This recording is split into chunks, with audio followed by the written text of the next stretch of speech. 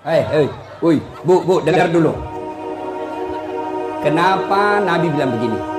Andai saja boleh manusia sujud kepada sesamanya manusia, maka istri saya wajibkan sujud depan suaminya. Dengar baik-baik, bukanlah saat latih bilang Bu. Nabi, andai saja boleh manusia sujud kepada sesamanya manusia, maka kalian istri saya wajibkan cium kakinya itu suaminya. Kenapa? Karena ibu harus tahu, dosa ibu kami para suami yang tanggung. Beda kami laki-laki dengan ibu. Ibu bikin dosa, ibu tidak puasa, ibu tidak sholat, meskipun suaminya ulama, suaminya penceramah, suaminya Senin Kamis puasanya, tahajud tiap malam, suaminya hafal Quran, tapi istrinya tidak baik agamanya. Kata Allah, ku ampusakum wa ahlikum narani. Kau suami, pimpin itu istrimu masuk neraka. Beda ibu-ibu, ditanggung oleh kami laki-laki. Suaminya tukang judi, suaminya pengedar narkoba, suaminya perselingkuh, suaminya pemakan haram, tapi istrinya istrinya baik, rajin sholat, taat sama suaminya, perintah suaminya diikuti. Meskipun suaminya bajingan, tidak ada urusan. Suami masuk neraka. Nabi jelaskan kepada ibu, Bu, lihat ini, kata Nabi kalau bahasa kita, Bu, lihat ini 7 pintu surga, tadkhulul jannati bisalam. Silahkan ibu pilih mana pintu surga yang ibu mau masuki. Itu enaknya jadi perempuan, ditanggung dosanya sama laki-laki. Beda kami laki-laki, ibu tidak tanggung dosa kami. Maka ibu-ibu, yang pertama tujuan suami itu bukan cari nafkah. Ibu yang perlu cari dari suami bukan mendidik yang utama, tapi yang utama adalah cari ridhanya suami. Jangankan ibu keluar rumah, Senin Kamis saja diharamkan oleh Allah apabila tanpa izin suami. Saya ulang, jangankan keluar rumah, Senin Kamis ibu puasa sunnah tanpa izin suami, haram puasa itu. Contoh, pengantin baru, suaminya cuti 3 hari, istrinya langsung, Bang, saya puasa Senin Kamis ya. Kata suaminya, saya sengaja cuti ini karena saya mau dapat jatah siang-siang. Tak boleh ibu puasa tanpa izin, ya. Jelas? Jelas ibu? Jelas? Dengar lagi, ada orang bertetangga, marah ini tetangga, lapor sama Nabi. Apa pasalnya? Sakit ini ibu tetangganya, dia datang panggil anaknya, seorang perempuan. Bu, ibu mamanya lagi sakit, datang pergi lihat ki. Apa kata ini ibu anaknya? Mohon maaf, suamiku pergi tugas, saya dilarang keluar rumah sebelum suami saya pulang. Sakaratil maut ini ibunya, datanglah ibu, sudah sakaratil maut ibu, kau datanglah besuk dia. Saya minta maaf, saya mau sekali tapi suami saya belum pulang. Akhirnya meninggal, mau dimakamkan, datang lagi, Bu, sudah meninggal ibumu, kau datang yang terakhir kalinya. Mohon maaf, saya cukup berdoa. Kenapa? Suami saya belum pulang, saya tidak berani tinggalkan rumah. Marah yang manggil-manggil, dia pergi lapor sama Nabi. Ya Rasulullah, tetanggaku keterlaluan, dari sakit, sakaratil maut sampai meninggal, tidak datang lihat ibunya. Saya 3 kali datang memanggilnya. Kenapa kata Nabi? Dia dipesan sama suaminya, jangan keluar rumah sebelum pulang. Mendengar ini, apa Nabi marah?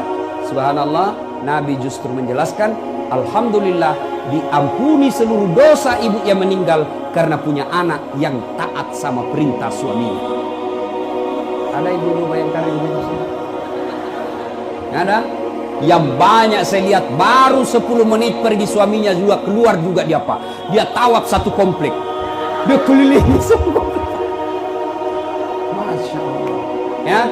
Alangkah bahagianya kita suami pergi menjalankan tugas sebagai aparat negara, lalu istrinya sholat duha 8 rakaat, selesai sholat duha dia kirimkan SMS suaminya, Pak, jangan menghalalkan segala cara, rezeki sudah Allah tentukan, meskipun bapak kejar kalau bukan rezeki bapak tidak akan masuk, tapi meskipun bapak tidak kejar setengah mati kalau rezeki bapak pasti masuk.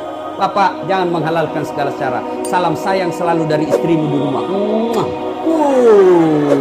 Bahagianya itu suami kalau dapat SMS begini, Bu, dia kasih lihat itu semua di kantor di polsek. Lihat kau istriku, istri yang soleha. Pernah SMS begitu suaminya, Bu? Pernah? Paling SMS jangan lupa singgah beli gas. Masih baik kalau gas, kalau pembalut.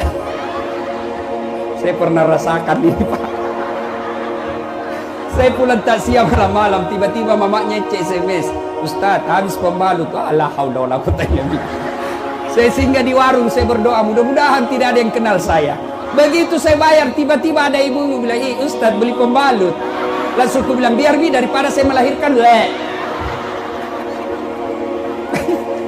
Pak, Bapak juga jangan tipu suami istri. Pak, jangan pernah nipu istri. Alasan rapat, ternyata pergi merapat. Saya dipanggil komandan, ini namanya istri, kasihan kalau sudah lapor, komandan, iya Pak, silakan lari, ternyata pergi merapat. Pak, kadang saya ditanya, Ustadz, kenapa pangkat golongan saya tidak bisa sekali baik, Ustadz? Rezeki saya, Pak. Saya bilang, Bapak dosa sama istri. Gimana Allah mau bukakan pintu rezeki kalau orang yang setia menunggu Bapak di rumah Bapak khianati? Ya? Masih ingat waktu menikah? Apa kita ucapkan waktu menikah? Bapaknya bilang begini, yang perempuan, saya nikahkan engkau dengan anak gadisku ini dengan mahar tunai karena Allah. Siapa yang kita jadikan mahar? Siapa yang kita jadikan jaminan? Tunai karena Allah. Kita ambil anak gadisnya orang, dihalalkan anak gadisnya orang atas nama Allah. Allah yang kita jadikan jaminan. Kapolres saja Bapak jadi jaminan. Kalau Bapak salah gunakan, dipindah Bapak, Pak, kalau perlu dipecat. Saya atas nama Kapolres ini diminta untuk, padahal itu bohong. Marah Kapolres, Pak. Apalagi Allah. Maka Bapak kalau sengsara hidupnya, susah rezekinya, koreksi. Mungkin Bapak terlalu banyak mengkhianati istri.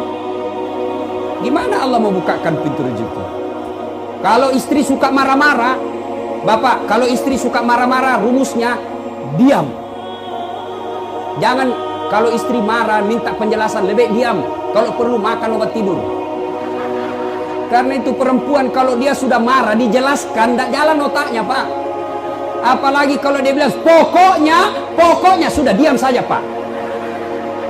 Dijelaskan tidak masuk akal, sudah dijelaskan tidak ungkit lagi yang 10 tahun yang lalu. Kenapa dua?